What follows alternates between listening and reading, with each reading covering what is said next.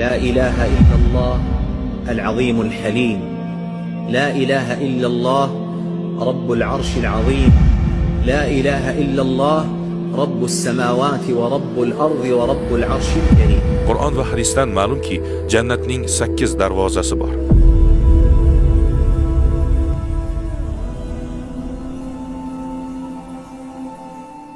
Odamlar amallariga qarab ulardan biridan kirishadi.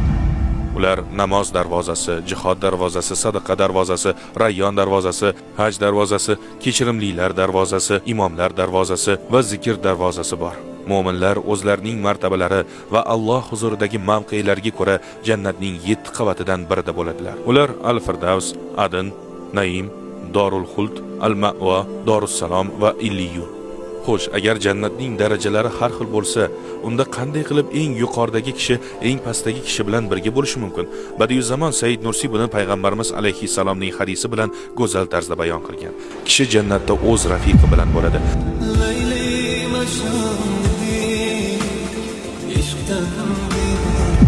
Xuddi shunday, agar biz jannatda bir dasturxon atrofida o'tirsak va do'stimiz bilan bir xil taomni yesak ham, har birimiz oladigan zavq baribir har xil bo'ladi. Lekin hech kim shikoyat qilmaydi.